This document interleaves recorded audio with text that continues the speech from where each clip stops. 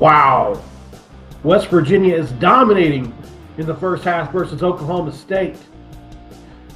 Did you see this coming? Because I didn't. Let's talk about it on this episode of Locked On West Virginia.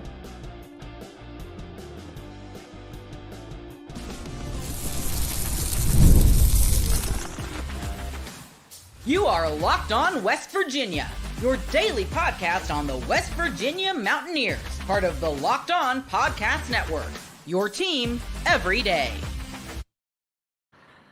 Holy crap. Can you guys hear me okay? As we come in here for halftime, let me know you guys can hear me. I'm having a little bit of troubles here. Chat. Let me know in the chat if you guys can hear me. Would love to hear it from somebody letting me know because I can't hear myself very well. But West Virginia dominating with a capital D in the first half of this game. And if you saw this coming, you're a liar. You're a liar if you saw this one coming, guys. I am incredibly proud of this team so far. It's not over. Anything can happen. We've seen it happen. We've seen this very team let leads go. But if you had this on your list, you see the future, right? West Virginia, over 200 yards rushing in the first half. It didn't matter if it was Nicco, didn't matter if it was Garrett, didn't matter if it was CJ, didn't matter if it was Jaheim. They could probably give the ball to Jalen Anderson, and it would be like a couple of years ago down there. This is an injured, dejected Mike Gundy team. And if you had that on your list, then you're also probably lying, because I would about bet with them coming off of 2 losses that he was going to figure it out, and they still might.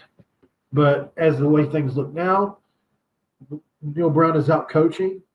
West Virginia is out playing an Oklahoma State team that has a lot of talent. Let's not pretend like this isn't the same team that destroyed us in the fourth quarter of last year's game.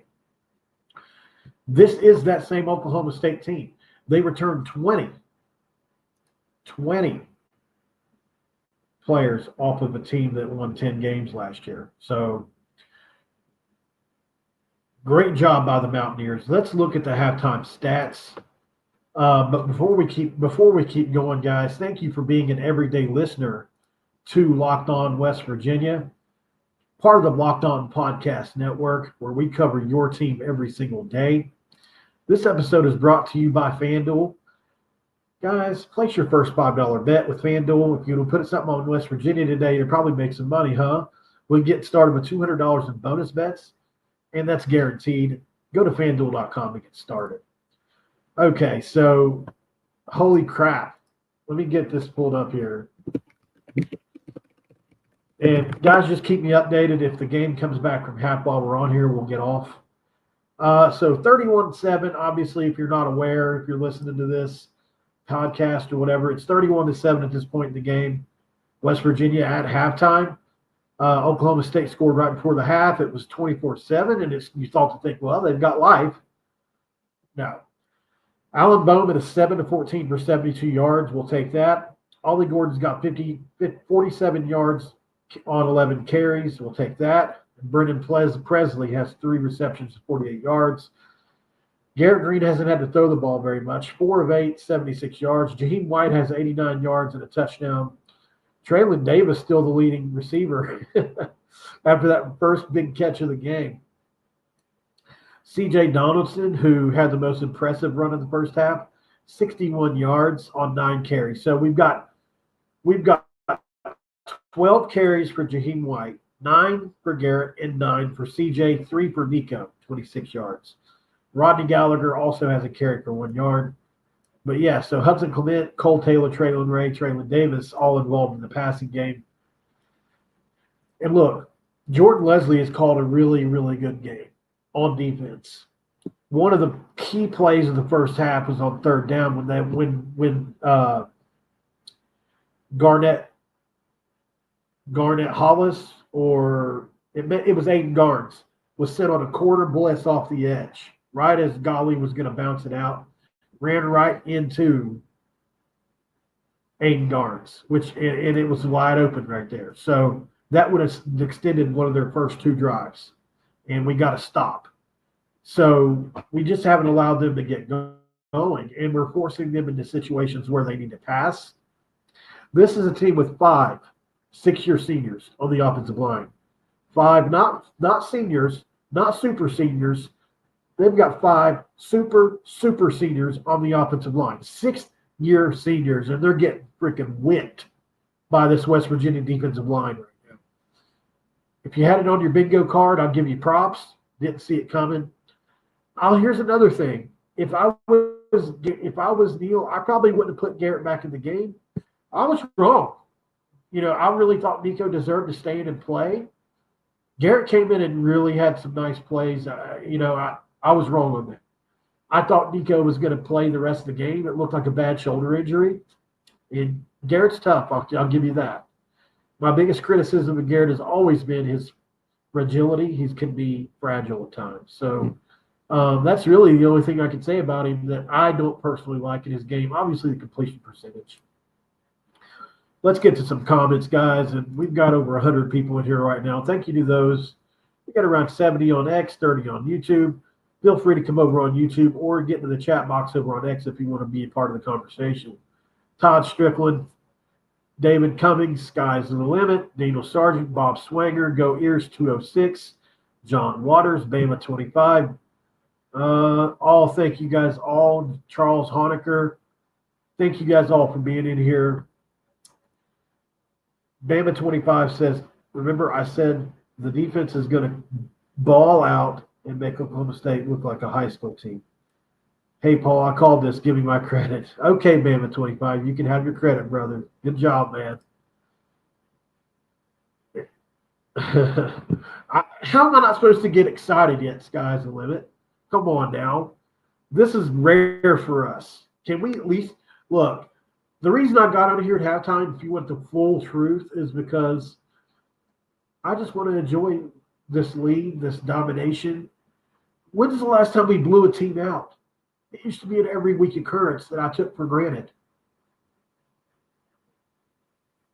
Raise your hand if you took it for granted in the past when we were Pat White, Steve Slayton, even some Geno Smith, Will Greer teams, blowing people out. We ain't had that over Neil Brown. It's not the style of offense he runs, really. He plays a style that's predicated more towards ball control. So you don't jump out on teams a ton. But today, man, we did. And it's been the perfect half for us. No turnovers. It's not like they're getting a bunch of turnovers.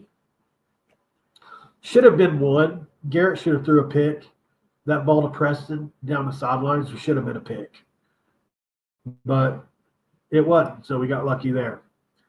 Let's see, look at the team's total stats. West Virginia's at almost 400 total yards, and only 86 of that's passing. 259 rushing yards, averaging 8 yards per play, 20 first downs, 5 out of 7 on third down. Oklahoma State's 2 of 6. Fourth down efficiency, we're 1 for 1. We still remain the best fourth down team in college football. 43 total plays, guys, in that first half. That is a metric ton of plays for a college defense to go through in the first half. It is.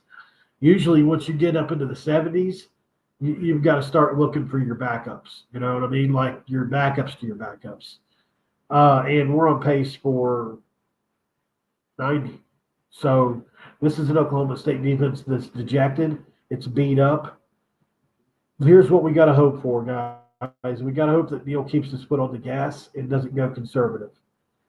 Because 31-7, may not be enough if somehow they figure it out. I don't think they're going to. Normally, I would be worried about it. I'm not going to lie. If it was any other defense. But this Oklahoma State defense, it was the worst defense in the league 2 weeks ago against Kansas State. And it remains the worst defense in the league today against us. And a lot of that's because what did I break last night when I went on my breaking news?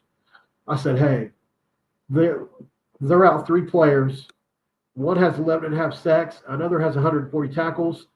The other in his career, or last year, I'm sorry, in Nick Martin and then Colin Oliver, 11.5 sacks. And then Justin Wright, 257 career tackles. Whoever the number 22 is for them in defense was really good, but he can't do it alone back there. Aaron Abrams, I like this. We can add both quarterbacks. It's a scary factor, but we're handling the game well and not letting the half become in our heads. Yep, thanks, brother. Charles Honecker. We close this game next week. It's so huge. Yeah, and you think about that game will be sold out probably by tomorrow if we hold on to this one. We just got to win this one, right? I mean, it might get closer at some point, but we got to win it. That would be Robinson, the replacement for Nick Martin. Yeah, he's really good, Daniel. My stats guru, Daniel Sargent. It's not over yet. If there's a way to lose this, Neil Brown will find a way. Look, Zach, I get it. Not everybody trusts Neil, but you got to give him credit for the plan he's put together so far. He coming here not coached Mike Gundy. Not easy to do, considering he's one of the two best coaches in the league. Let's give him credit for what he's done. Yes, there have been times when we've given up big leads. Let's just see what happens the rest of the way. But I get where you're coming from in that fear. Hold on, we got to keep running it up. I agree, Beer Olympian. Chris Mitchell, Nicco looked good this time too. That throw was better than any throw that Garrett's probably ever made in West Virginia uniform, outside of the one against Oklahoma State, where he's rolling left, flips his hips, and throws it.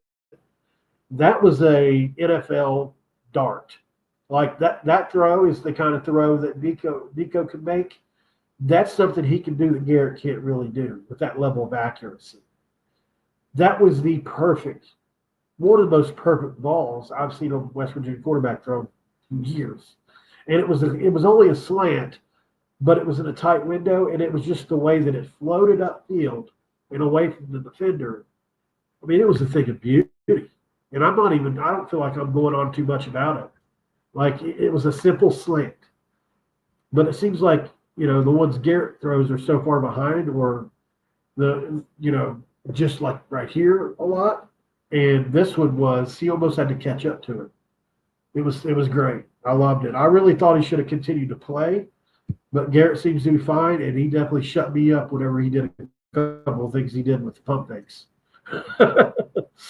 Garrett shut me up real quick when he started doing that. All right, guys. I'm way past break time. Let me go to break really quick on Locked On West Virginia. When I get back, we'll talk for a few more minutes, and we'll get back to the half. Stick around for me, though. We're going to talk about a couple other things. This is Locked On West Virginia. And this episode of Locked On West Virginia is brought to you by FanDuel. Hey, NFL fans, you can start the season with a big return on FanDuel, which is America's #1 sportsbook. When you get the hunch in the middle of the game, you can check out the latest stats, view the live play-by-play, and so much more on the same page where you place your bets. How you do it? Well, you go to FanDuel.com, get started with $200 in bonus bets, guaranteed when you place your first $5 bet. That's you place $5, you get $200 more to bet on whatever you want. Visit FanDuel.com to get started. As we know, this game today started as Oklahoma State favored.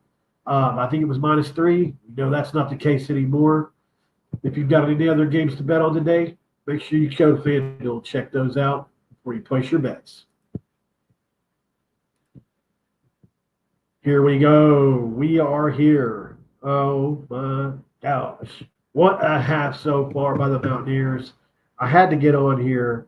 But what about this running game, guys? The much maligned running game of the Mountaineers. Obviously, Oklahoma State's playing shorthanded. But at the same time, that defensive line is not as shorthanded, right? I feel like our offensive line is playing very well on the road to this week, guys. At the end of the day, during the Neil Brown era, you can almost chalk a road game up to a loss, right? Am I right or am I wrong? So, hold on a second. Is this 3 games in a row if he wins this game? Hold on a second here. One of our last is this. So we've got obviously Pitt. Then we play. Let's see. 1 and 2 was the start. if we win today, will this be Neil Brown's first 3-game winning streak? This is dawning on me right now, and I don't know if is it 3 or 4 games. Does anybody remember? I think it's 3 games, right? Wouldn't this be Neil Brown's first 3-game winning streak if we win this game? Or is it 4 games that I'm thinking of? It's either 3 or 4. So, or is this 2 games in a row? We were 1-1. Oh, we were 1-1, then lost to Pitt. Okay, I didn't have the schedule right in front of me, and I couldn't remember. Okay, so this will be game 2, and then we'll have to beat Iowa State for that. Okay, that was just never mind. My brain's rotted. My brain's rotted out. I'm excited. Give me a break here, fellers. See, I even said fellers with the hard R on the end. That is how you know I'm from West Virginia. What do you say, fellers? Not sure how to say that name. DeGrill Rifa. Okay, I got you. We lost to Pitt, came back on Kansas, and then today. I don't know what to think, brother. Yeah. What do we think? You know, like the games we're behind, we come back and win. The games we're in front, we lost so far. And then mixed in between, we've got 2 blowouts. We've got a blowout loss to Penn State and a blowout win to Albany. And then sandwiched around 2 10-point comeback/losses. So this will be either a blowout or another comeback. Well, which one's it going to be? Hopefully, I'm being blowout. I'd love to start a trend. Hey, I'll take a blowout trend. All right. No, you're adding, bro. This will be 4 after we meet Iowa State and K-State. Right. Yeah, I get it now, Daniel. The first time ever Pitt is good for me. Today covered my 3. Yeah, look, man, they're a good football team, fellas, and I hate to say it. Paul, what is good, my guy? Let's go. Think about this. Penn State and Pitt are the only 2 teams that beat us are combined 10-0 or 9-0. What is Penn State's record right now? Is it 5-0 as well? Let's see.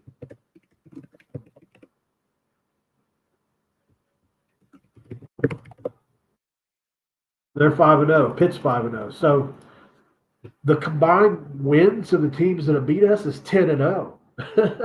Maybe we should give ourselves a little break. Give Neil Brown just a little break. It's not like he's lost a chopped liver this year. Even though we were up 10 on the 5-0 Pitt team, maybe we're a little bit better than we thought. You know, I don't know, guys. The Big 12 is look what happened with TCU last night. Nobody had that on their bingo card either, really. So, you've got the factor of you're just like Tony Franklin said, whether you agree or not about Jimbo and Neal. I had Tony Franklin on here, who was a college coach for 30 years. In the Big 12, you're playing a team that's close to your talent level every night. Might be a notch above, might be a notch below, but not much either way, and the talent's similar. So how do blowouts happen? Well, injuries like today are a big one, right? Plus, you've got West Virginia, who may be a better team than the 2-2 record really shows. When you factor in, look, these 2 teams that we lost to are 10-0, and the other game, and one of them had to come back 10 points to beat us. Kansas is a mystery to me, but that was a hard-fought game. But we definitely didn't play well in that game, I would say. So, and we won the game at the end of the day. That's all I can say. Need your opinion. Need Arizona to cover 9.5 tonight, and Miami for 500, assuming West Virginia hangs on. What's the opinion? Need your opinion. You're asking like if I think you're good on this. It's a good question. I think Texas Tech's tricky on that. Cal, even trickier. I would say I feel better about Arizona beating Texas Tech than I do Miami beating Cal, basically because Cal's defense has been so good so far. But you have to think they haven't seen an offense like Miami. So I like the picks. I don't know how safe they are because that's all the road. You're talking about time difference. There's a lot there. So up next on Locked On West Virginia, guys, we're going to put a bow on this and go back to halftime. So stick with me for 5 more minutes. This is Locked On West Virginia. Do it for me, please. This episode of Locked On West Virginia is brought to you by Game Time. That's right. Game Time, baby. You guys know I love buying tickets, and the Iowa State game is coming up. It's going to be a mad dash for tickets. No doubt about it. Game Time has a new feature called Game Time Picks that makes getting tickets easier for your favorite live events. Filters out most of the fluff to show you only incredible deals and get great seats so you don't have to waste time searching through thousands of tickets. It takes forever. Curated deals make it easier to find the best price on seats. You can look at the seat before you buy it, a panoramic 360-degree view. And they have the lowest price guarantee, event cancellation, job protection loss, etc. Pretty dang good, right? Most call that the best in the ticketing industry. I'm going to make a call to action. Take out the guesswork. Buying tickets with Game Time. Download the Game Time app, create an account, and use the code LOCKEDONCollege for $20 off your first purchase. Terms do apply, but create an account and redeem the code LOCKEDONCOLLEGE